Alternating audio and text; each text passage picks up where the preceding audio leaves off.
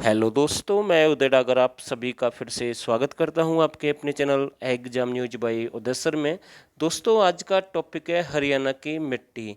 तो मिट्टी से संबंधित एचएससी कोई भी प्रश्न अगर पूछेगा एग्जाम में, तो मैं विश्वास के साथ कह सकता हूं कि आपका कोई भी प्रश्न गलत नहीं होगा, क्योंकि मिट्टी का जो टॉपिक हम आपके लिए लेकर आए हैं बिल्कुल शून्य से शिखर तक इसे कंप्लीट करेंगे। कहाँ पर कौन सी मिट्टी सबसे अधिक मिलती है, मिट्टी के जो ऑपरेशन है यानी कि कौन सी योजना कब चलाई गई है, या फिर मिट्टी लवणता अनुसंधान केंद्र की स्थापना कब हुई है, किस व्यक्ति ने कितने भागों में डिवाइड किया है, कितने चौड़ी जो पट्टी है मिट्टी के मैदान पाए जाते हैं, मतलब कि मिट्टी से संबंधित कोई भी कैसा भी प्रश्न है वो सारा कंप्लीट करेंगे इस वीडियो में। तो पहला प्रश्न आपके सामने है, डॉक्टर जसवीर ने हरियाणा की मिट्टी को कितने भागों में वर्गीकृत किया है? तो 6 भागों में डिवाइड किया है। किसने किया है? डॉक्टर जसवीर ने। तो ये एक वैज्ञानिक है, ध्यान रखना, इन्होंने हरियाणा की मिट्टी को 6 भागों में बांटा है, क्योंकि ये प्रश्न बार बार रिपीट होता है भाई एग्जाम में है। हरियाणा भूमि सुधार निगम लिमिटेड की स्थापना कब हुई? तो भाई हरियाणा भूमि सुधार निगम लिमिटेड की स्थापना 1974 में की गई है। कब हुई है? 1974 में हुई है। और भाई जो नया है हमारे चैनल पर, जो भी साथी पहली बार हमारी वीडियो देख रहे हैं, तो टेलीग्राम चैनल ज्वाइन कर लें। वीडियो में मैंने उसका लिंक डाल दिया, वहाँ पर हम पीडीएफ शेयर करते हैं, वहाँ पर आपको पीडीएफ मिल जाएगी। नेक्स्ट प्रश्न आपके सामने है, राज्य में सेम ग्रस्त और लवणीय भूमि के उपचार के लिए ऑपरेशन पायलट प्रोजेक्ट किस वर्ष प्रारंभ किया गया? भाई किसकी समस्या से निपटना है? लवणीय भूमि यानी कि जो क्षारीय यानी कि कल्लर रे से जो ग्रस्त भूमि है उसके लिए एक ऑपरेशन पायलट प्रोजेक्ट शुरू किया गया हरियाणा सरकार के द्वारा। और ये कब शुरू हुआ? 1994 में। भाई कब हुआ? 1994 में, जब आपका हरियाणा पंचायती राज एक्ट भी बना है। और प्रश्न पूछ लेता है कई बार, पंचायत एक्ट जो लागू किया गया हरियाणा में, उस समय मुख्यमंत्री कौन थे? भाई भजन लाल थे, ध्यान रखना इस बात का। नेक्स्ट प्रश्न देखते हैं, केंद्रीय मिट्टी लवणता शोध संस्थान कहाँ पर है? तो भाई केंद्रीय मिट्टी लवणता शोध संस्थान आपका करनाल में है। और इसकी स्थापना कब हुई है? 1969 में इसकी स्थापना हुई है। तो ये जो डेट है, ये जो स्थान है और किससे संबंधित है, तो ऐसे प्रश्न एग्जाम में हमने देखे हैं और बार बार रिपीट होते हैं। आगे आपको इस वीडियो में बहुत ही अच्छे प्रश्न मिलेंगे, भाई इस वीडियो के साथ आप सभी बने रहें। हरियाणा के किस जिले में सोलर चीका कठोर मिट्टी पाई जाती है? तो सोलर चीका जो कठोर मिट्टी है भाई थानेश्वर में सबसे अधिक मिलती है, ध्यान रखना। अगर ऑप्शन में थानेश्वर नहीं मिलेगा तो फतेहाबाद मिलेगा। अगर थानेश्वर है, फतेहाबाद है और कुरुक्षेत्र है, ये तीनों एक साथ कभी आएंगे नहीं। वैसे थानेश्वर नंबर 1 रहेगा, उसके बाद कुरुक्षेत्र भी आ सकता है। अगर कुरुक्षेत्र भी नहीं है तो फिर आपको फतेहाबाद लगाना है। तो इन तीनों स्थान का संबंध है सोलर चीका कठोर मिट्टी से, तो इम्पोर्टेंट है भाई, तो ध्यान रखना इस बात का। प्रश्न नंबर 6 देखते हैं, हरियाणा के किस जिले में पीली मिट्टी पाई जाती है? तो हरियाणा के किस जिले में पीली मिट्टी पाई जाती है? तो ये हरियाणा की सबसे अधिक अंबाला और कैथल में पाई जाती है। तो ये प्रश्न तो भाई एग्जाम में आया बिल्कुल। और कई बार आपसे पूछेगा पीली धूसर मिट्टी, कौन सी? पीली धूसर मिट्टी। तो भाई ये गलत हो जाएगा, ध्यान रखना, पीली मिट्टी आपको लगाना है और पीली मिट्टी इसका राइट आंसर है, ध्यान रखना इस बात का। वैसे हरियाणा के जो अधिकतम जो मैदान है वहाँ पर पीली मिट्टी पाई जाती है। पूछ लेता भाई कैसे रंग की मिट्टी सबसे अधिक है हरियाणा के भाग पर? तो ध्यान रखना पीली मिट्टी सबसे अधिक है, और ये जो पीली मिट्टी सबसे अधिक अंबाला और कैथल में मिलती है। हरियाणा के किस जिले में लाल मिट्टी सबसे अधिक मिलती है?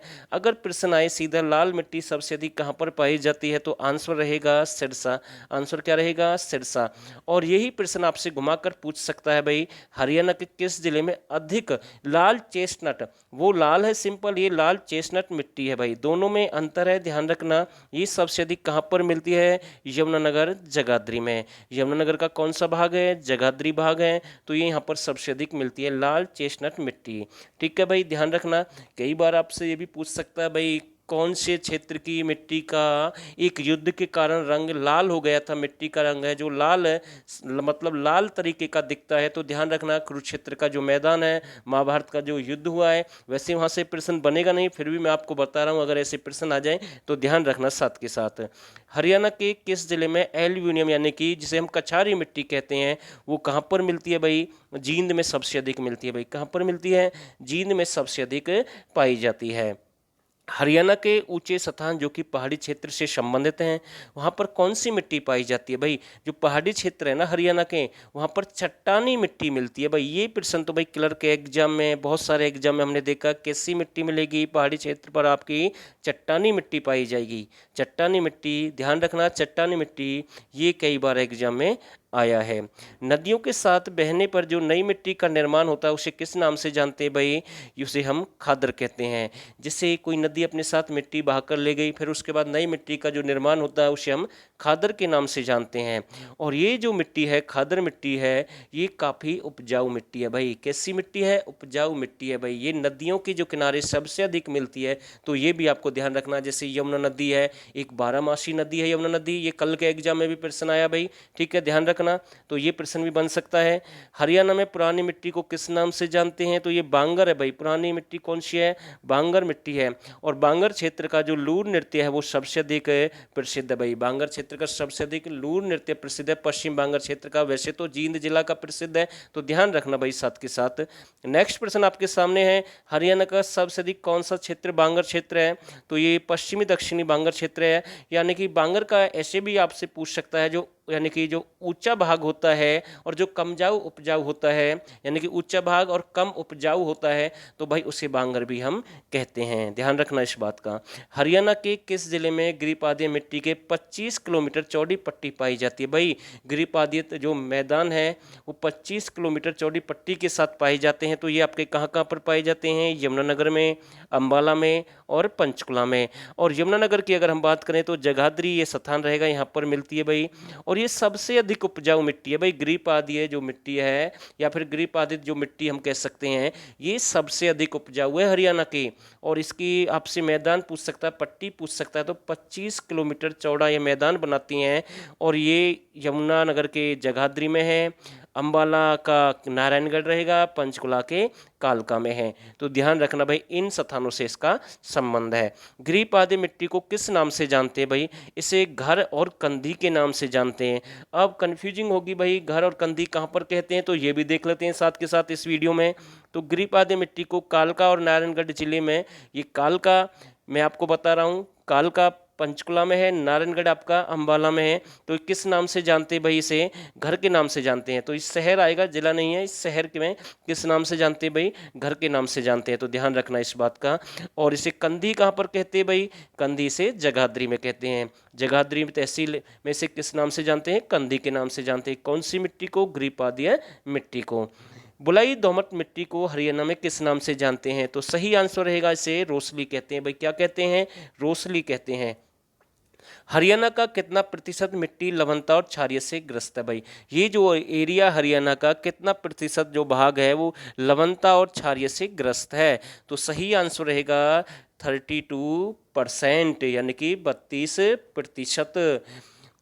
हरियाणा का कितना हेक्टेयर जल अपर्दन से प्रभावित है? जो हरियाणा का कितना हेक्टेयर क्षेत्र है वो जल अपर्दन से प्रभावित है? तो भाई ध्यान रखना 2.76 लाख हेक्टर।